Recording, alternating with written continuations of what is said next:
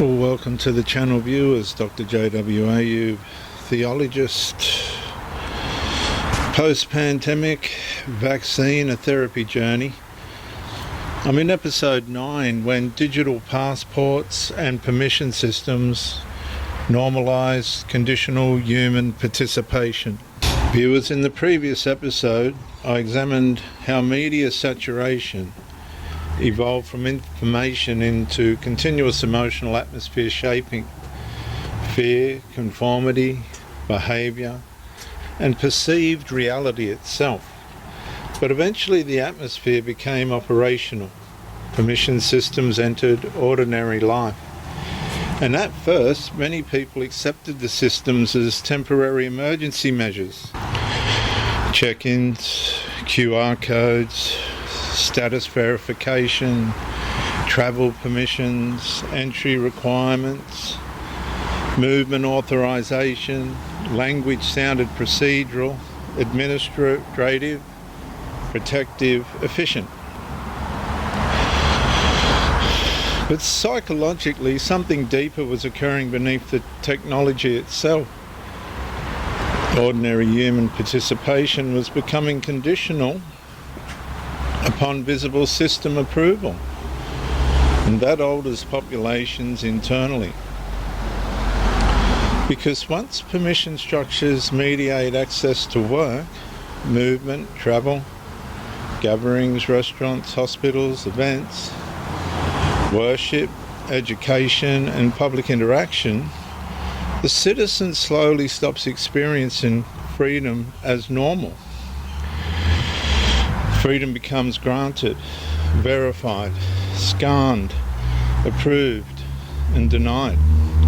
And the emotional atmosphere changes immediately once daily life becomes filtered through digital authorization systems.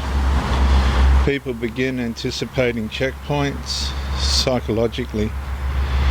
Phone ready, status ready, compliance ready, approval ready. And the body adapts to surveillance conditioned participation surprisingly fast. And many people experience something profoundly unsettling during those years.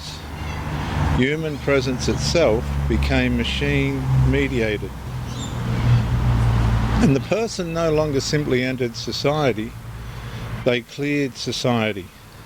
That distinction matters historically, because totalitarian systems often expand gradually through administrative normalization rather than dramatic visible conquest. One scan, one checkpoint, one requirement, one emergency adjustment, one temporary measure extended quietly into behavioural expectation, and eventually populations adapt emotionally to living inside permission architecture. Some complied outwardly while internally disturbed. Others welcomed the systems because fear had already psychologically linked unrestricted movement with danger itself. And once fear fuses with technological management, populations can begin accepting extraordinary behavioural controls while still believing ordinary freedom remains intact. And that paradox became visible everywhere. Citizens technically remained free, yet participation increasingly depended upon visible compliance validation. And without approval, exclusion appeared rapidly. No travel, no workplace access, no venue access, no event access, no ordinary participation. And the body understands conditional exclusion instinctively. Human beings are deeply affected by social removal, especially when digitally administered at mass scale. And that produces behavioural adaptation quickly. People stop asking whether systems should exist. They focus on remaining accepted within them. And that is where many now recognise the psychological architecture of soft totalitarianism more clearly afterward. Not necessarily camps, not overt dictatorship, integrated behavioural management systems woven quietly into ordinary administration. And the most powerful authoritarian structures are often the ones populations emotionally normalise while believing they are temporary necessities.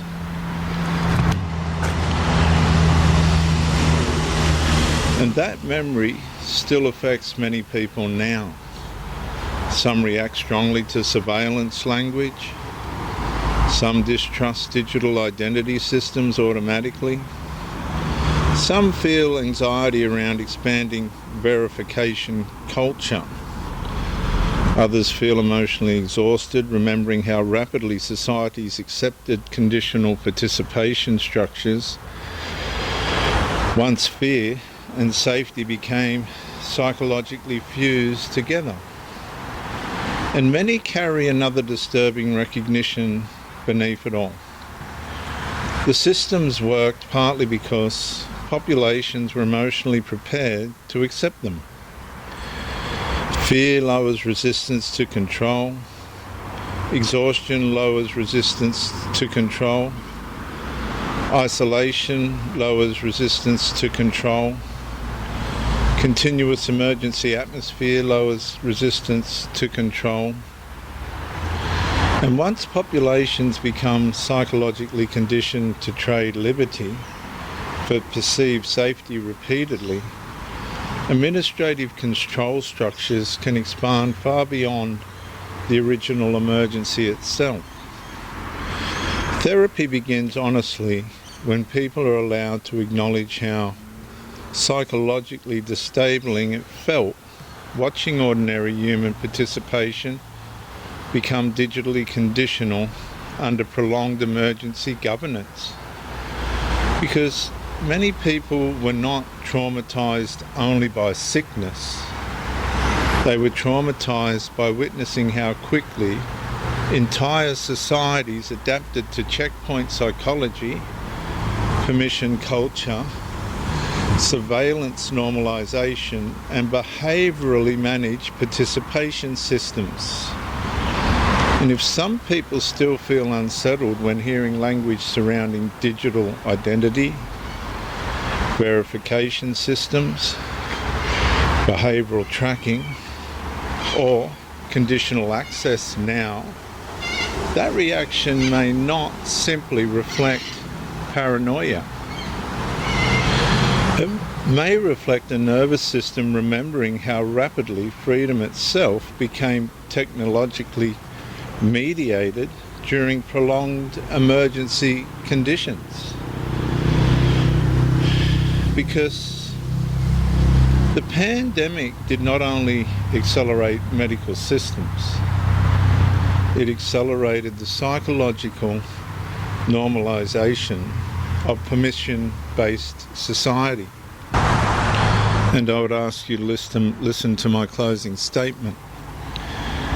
The deepest transformation occurred when ordinary people stopped experiencing participation in society as natural and began experiencing it as something digitally granted, verified, and conditionally permitted. I'm Dr. J.W.A., theologist. Like and subscribe to encourage me, comment to educate me, and share to help somebody else. I'll see you in the next episode when the population started normalising permanent emergency culture.